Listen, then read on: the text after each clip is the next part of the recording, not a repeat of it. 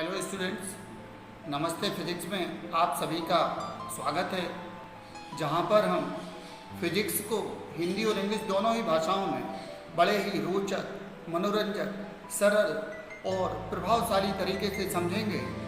आइए आज की क्लास शुरू करते हैं।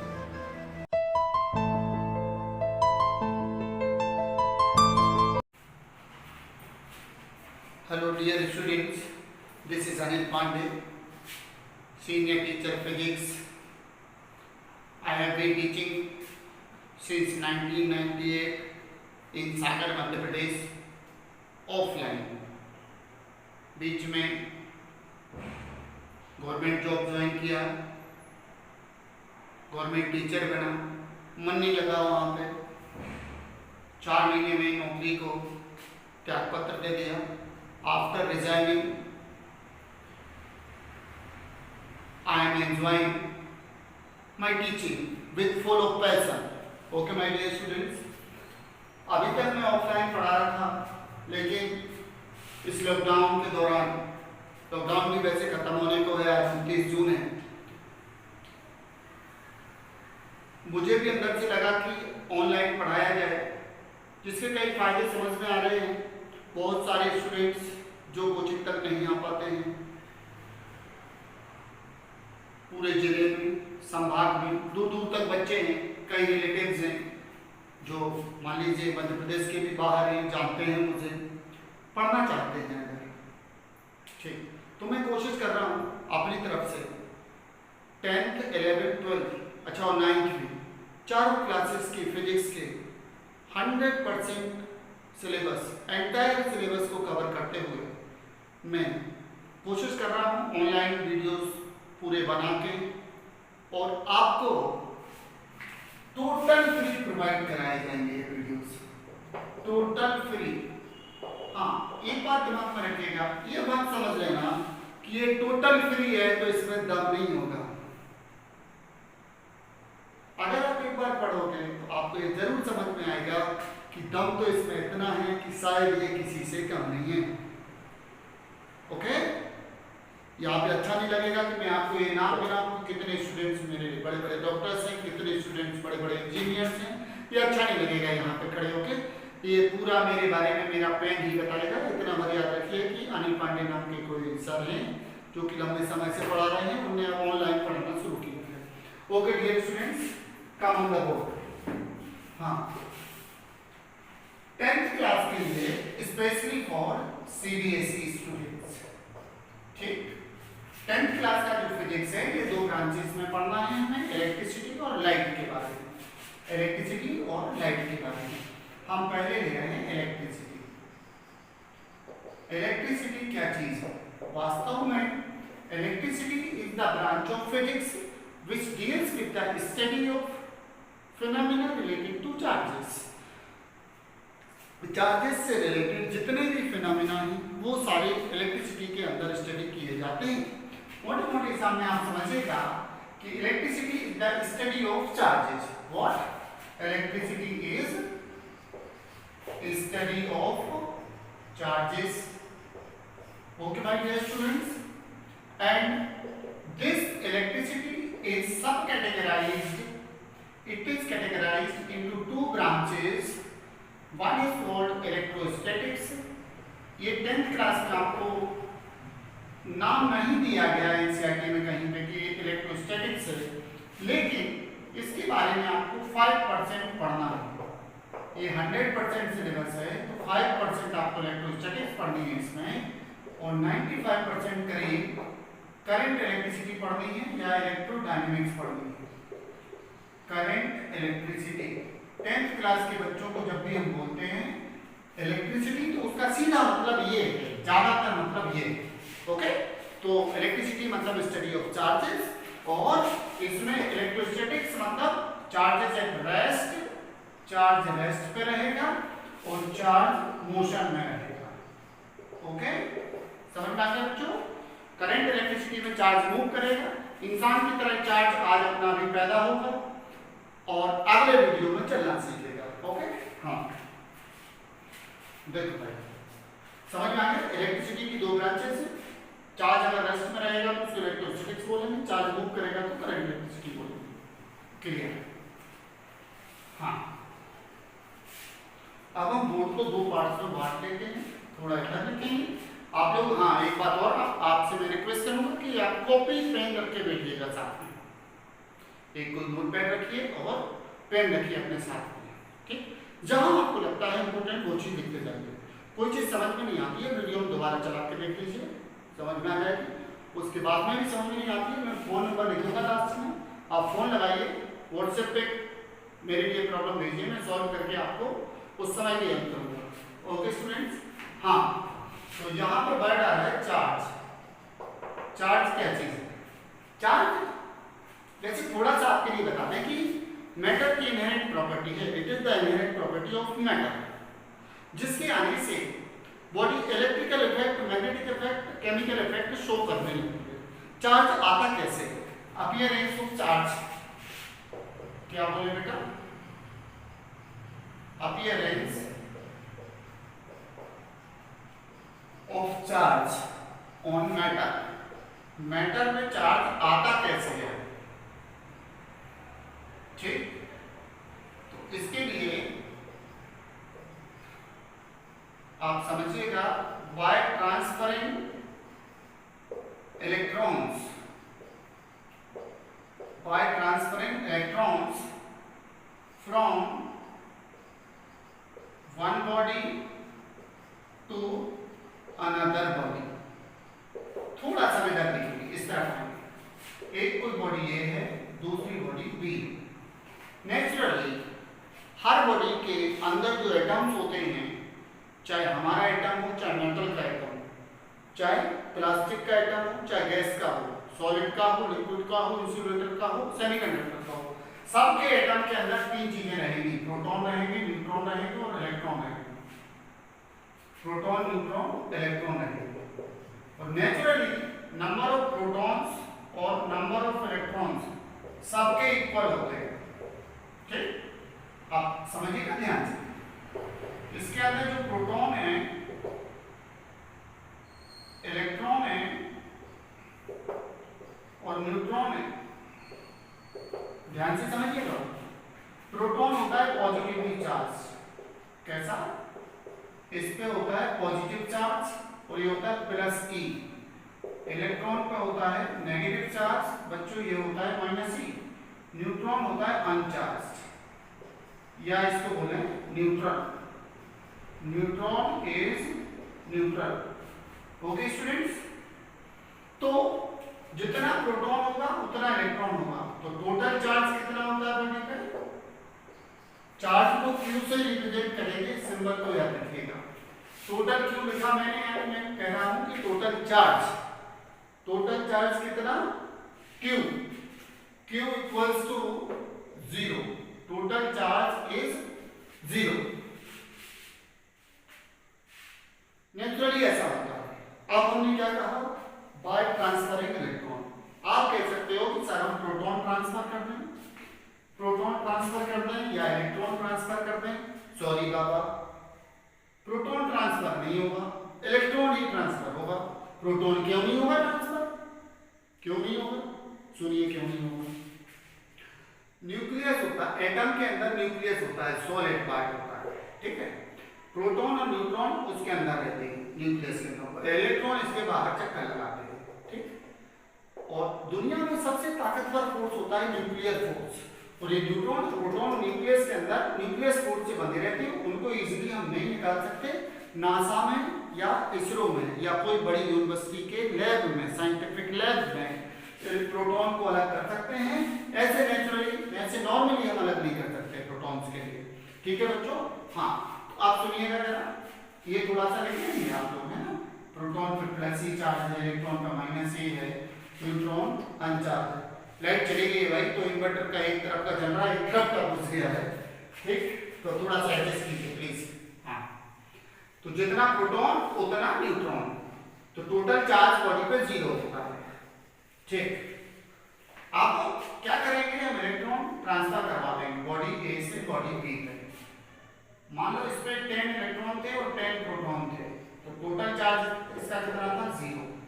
इस पे 15 इलेक्ट्रॉन थे, 15 प्रोटॉन थे, टोटल चार्ज 0 था, दोनों पे टोटल चार्ज 0 था।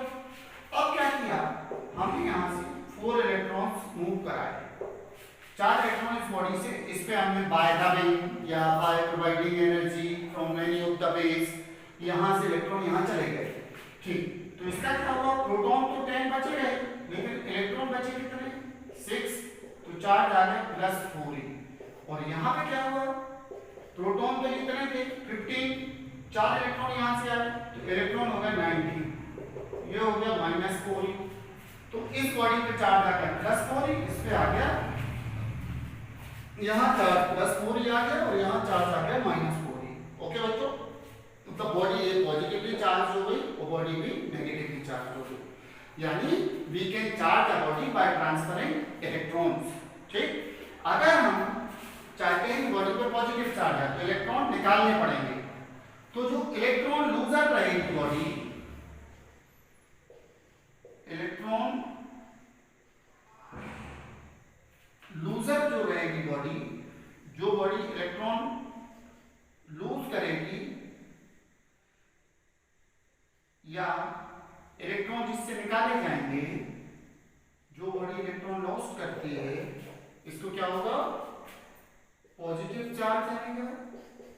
ओके बच्चों, और जो बॉडी इलेक्ट्रॉन, जिसको इलेक्ट्रॉन मिल गए, जिसके इलेक्ट्रॉन निकल गए, उस पर पॉजिटिव चार्ज आया, जिसको इलेक्ट्रॉन मिल गया उस पर नेगेटिव चार्ज आया, ठीक। ये बात समझ में आ गई। तो चार्ज बॉडी पे ऐसे आएगा। अब हमें समझना है, कोई भी फिजिकल क्वांटिटी हम जब फिजिक्स में पढ़ते हैं तो हमें समझना पड़ती है सबसे पहले उसकी यूनिट, ठीक। तो ऐसा यूनिट ऑफ चार्ज, चार्ज बोले तो क्यू बोले, इसकी यूनिट होती है बच्चों कूलम। कई कई बुक्स में कैपिटल सी लिखा होता है तो बड़ा दुख होता है, कुछ इमेच्योर टीचर्स होते हैं,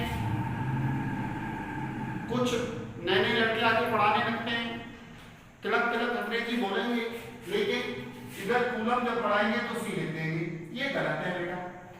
साइंटिस्ट के नाम पे अगर कोई यूनिट है तो उसका सिंबल तो कैपिटल लेटर से लिखा जाएगा, बट उसका अगर पूरा नाम हम लिखेंगे यूनिट का तो स्मॉल सी होगा, ठीक है। अदर एग्जांपल्स आप देख लीजिए, एम्पियर है, जैसे करंट की यूनिट है, आगे पढ़ेंगे ना, जूल है, 9th क्लास में आप पढ़ चुके हो, वर्क की यूनिट है, ठीक। ये साइंटिस्ट के नाम पे है, ये भी साइंटिस्ट के नाम पे है, क्लियर बच्चों। तो इनके सिंबल तो कैपिटल होते हैं, लेकिन जब इनको पूरा लिखते हैं तो स्मॉल लेटर से लिखते हैं, याद रखिएगा इस बात को, ठीक है। ओके, तो ये हो गई चार्ज की यूनिट। अब हमें समझना है चार्ज की प्रॉपर्टीज। चार्ज में क्या प्रॉपर्टीज होती हैं, प्रॉपर्टीज ऑफ चार्ज। क्या प्रॉपर्टीज है बच्चों चार्ज में, बताओगे प्रॉपर्टीज ऑफ चार्ज, फटाफट देखते हैं, ठीक।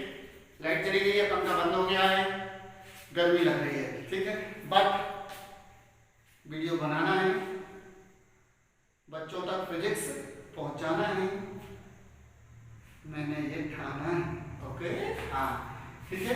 देखिएगा प्लीज, देखिएगा, चार्ज इज स्केलर क्वांटिटी, मतलब it can be added, multiplied, subtracted and divided by simple rules. 11th class में आप जाके समझोगे वेक्टर्स क्या होते हैं, ठीक है। डायरेक्शन नहीं होती इसमें, तो इसको कोई स्पेसिफिक रूल्स की जरूरत नहीं है, स्केलर है। ये दो तरह का होता है, कौन कौन से दो तरह अभी देखा आपने, बताइए। एक पॉजिटिव चार्ज होता है और एक नेगेटिव चार्ज होता है। तीसरी बात क्या बड़ी, अरे लाइट आ गई, अपन ने बोला लाइट चली गई और लाइट आ गई तुरंत, इसका मतलब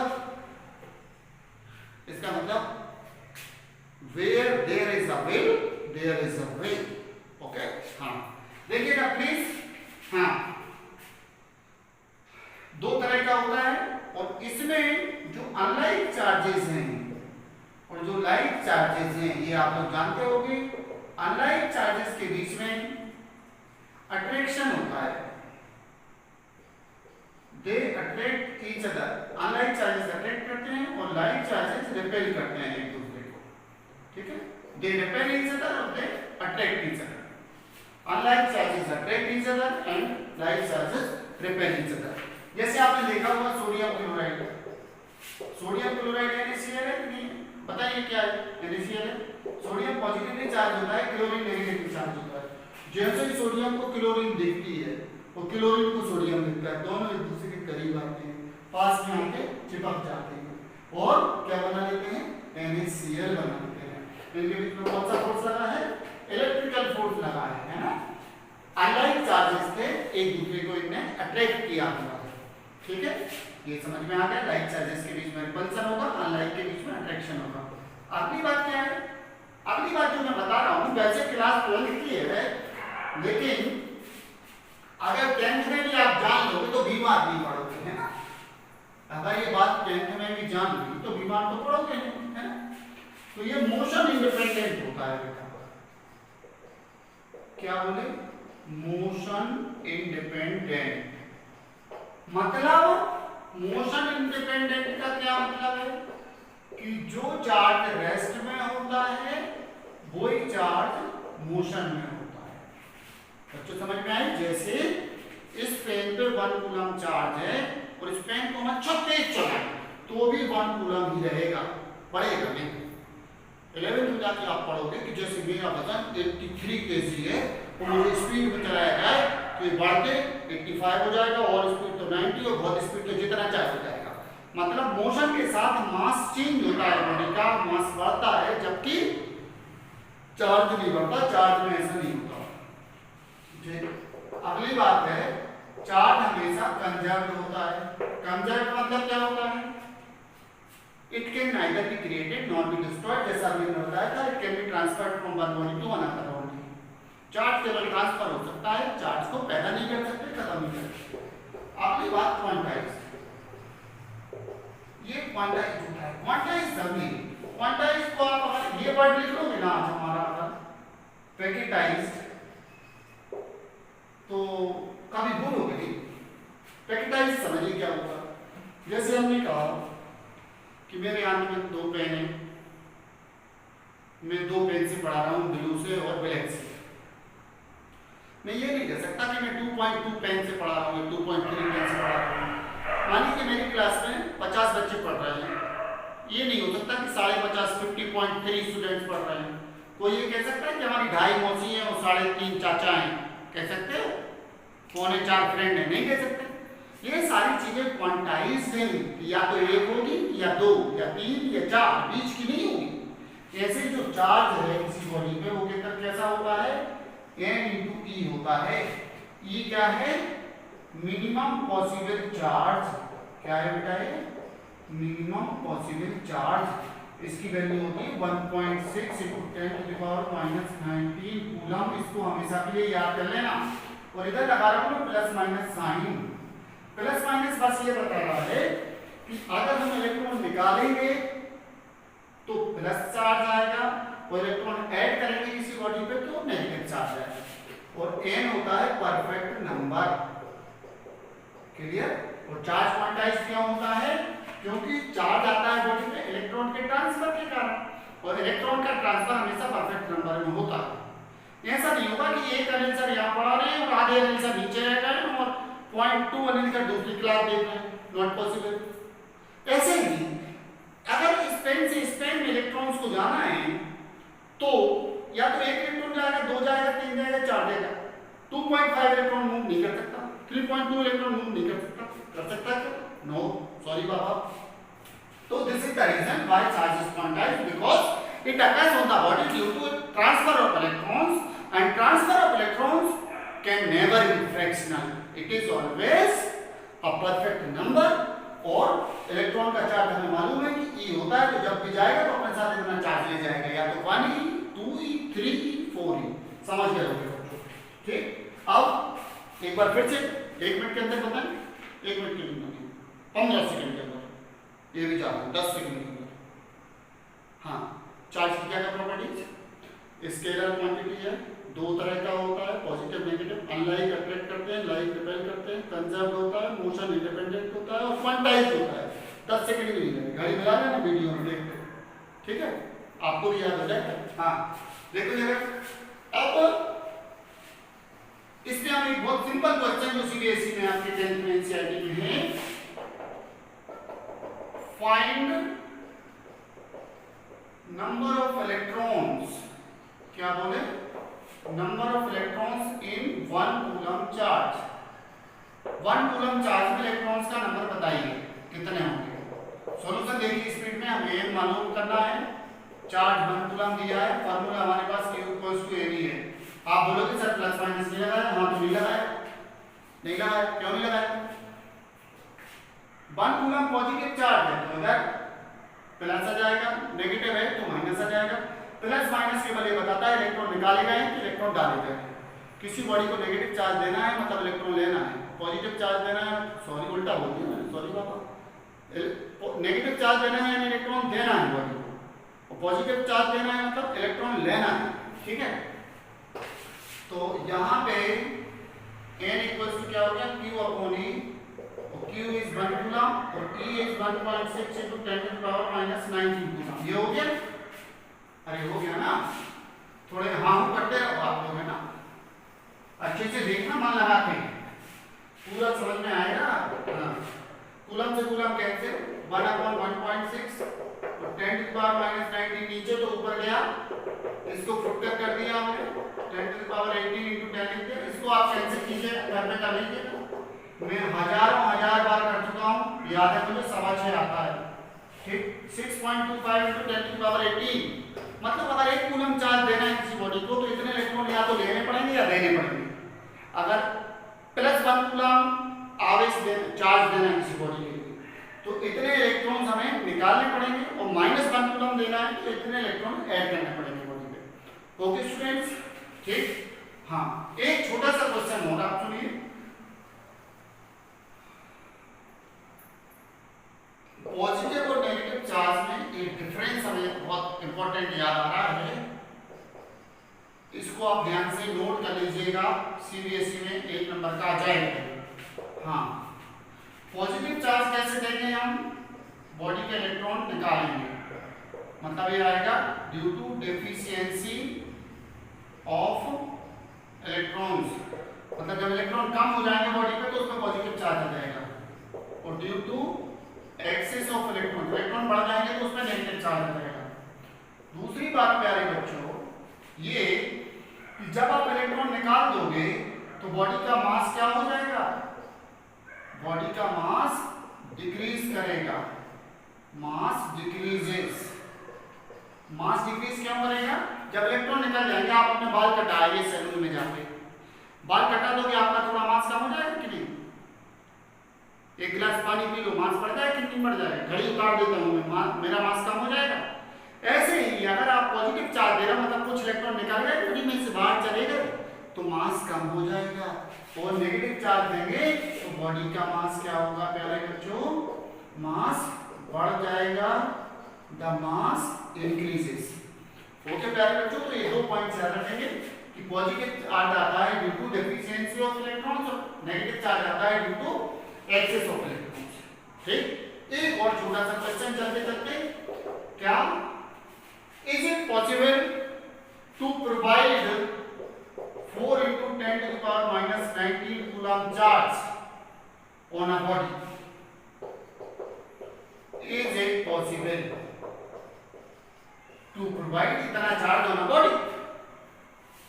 बच्चों ध्यान से समझना, मेरे वीडियोस देखने के बाद, कॉन्सेप्ट ध्यान से समझने के बाद न्यूमेरिकल्स करने में आपको वो मजा आएगा जो आज से पहले आपको आया नहीं होगा कभी। न्यूमेरिकल्स कठिन नहीं लगेंगे, ठीक। ये देखिए जरा, Q = NE है तो इसका मतलब N = Q/E हुआ। Q कितना दिया है, 4 into 10 to the power minus 19। E हमें मालूम है कितना होता है, 1.6 into 10 to the power minus 19। ये कैंसिल हो गया, ये आया 2.5।